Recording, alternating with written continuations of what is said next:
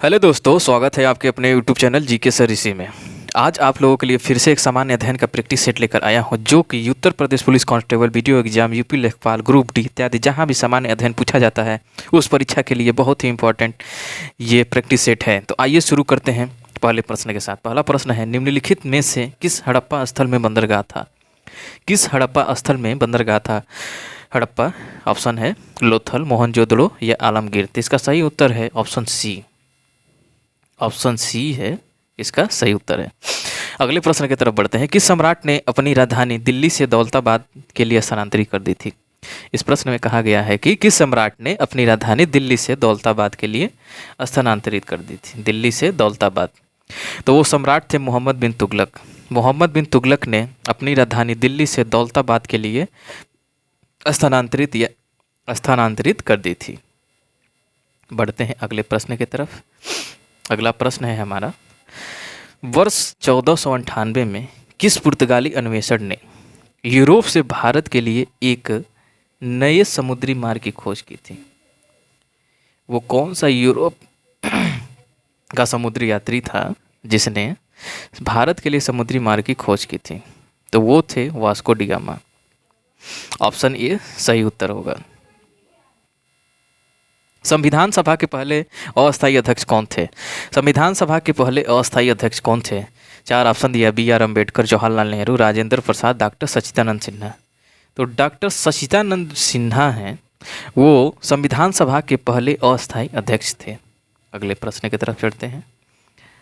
अगला प्रश्न है हमारा, निम्नलिखित में से किस अनुसूची में असम, मेघालय, त्रिपुरा और मिजोरम के 4 पूर्वोत्तर राज्यों में जनजातीय क्षेत्रों के प्रशासन का विशेष प्रावधान है? असम, मेघालय, त्रिपुरा और मिजोरम के ऐसे 4 राज्य हैं पूर्वोत्तर के जिसमें जनजातीय क्षेत्रों के लिए अलग नियम है, प्रावधान है। किस अनुसूची में, यही बताना है। तो 45 नंबर का सही उत्तर है 6वीं अनुसूची में। 6वीं अनुसूची में असम, मेघालय, त्रिपुरा, मिजोरम, इन राज्यों में जो जनजाति हैं वहाँ के, इन लोगों के लिए अलग प्रावधान है 6वीं अनुसूची में। ऑप्शन डी सही उत्तर होगा इस प्रश्न के लिए। चलिए बढ़ते हैं अगले प्रश्न की तरफ। अगला प्रश्न है हमारा, हमारे संविधान के अनुसार भारत है। हमारे संविधान के अनुसार भारत है क्या है?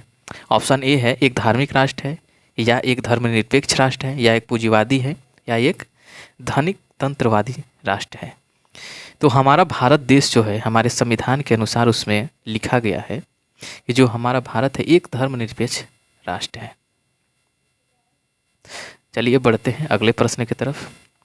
अगला प्रश्न है, निम्नलिखित में से लोकसभा की प्रथम महिला अध्यक्ष का नाम बताना है।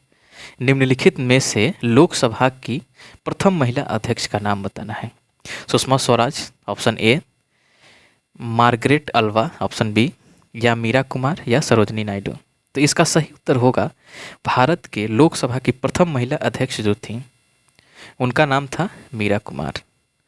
मीरा कुमार एक महिला थी और वो लोकसभा की प्रथम महिला अध्यक्ष थी। चलिए बढ़ते हैं अगले प्रश्न की तरफ। निम्नलिखित में से किस राज्य में मैंग्रोव वन का सबसे अधिक क्षेत्र है? मैंग्रोव वन का सबसे अधिक क्षेत्र किस जगह पे है, बताना है किस राज्य में है भारत के। तो 49 नंबर प्रश्न का सही उत्तर होगा ऑप्शन डी। ऑप्शन डी में क्या दिया गया है? पश्चिम बंगाल। चलिए बढ़ते हैं इसी के साथ अगले प्रश्न की तरफ। इनमें से कौन सा एक भारतीय बैंक नहीं है? ये चारों ऑप्शनों में से बताना है कि इनमें से कौन सा एक भारतीय बैंक नहीं है। ऑप्शन ए है axis bank, HDFC bank, ICICI bank या HSBC बैंक। तो जो ऑप्शन डी में दिया गया है HSBC बैंक, ये भारत का बैंक नहीं है। चलिए बढ़ते हैं अगले प्रश्न की तरफ। प्रश्न संख्या 51 क्या कह रहा है, कौन सा नियम यह कहता है कि बुरा पैसा संचरण में अच्छा पैसा बाहर करता है? कौन सा नियम यह कहता है कि बुरा पैसा संचरण में अच्छा पैसा बाहर करता है? तो 51 नंबर प्रश्न का सही उत्तर है ग्रेशम का नियम। ग्रेशम का नियम कहता है बुरा पैसा संचरण में अच्छा पैसा बाहर करता है। अगले प्रश्न की तरफ चलते हैं। अगला प्रश्न है निम्नलिखित में से कौन सी संस्था वर्ल्ड बैंक के नाम से भी जानी जाती है?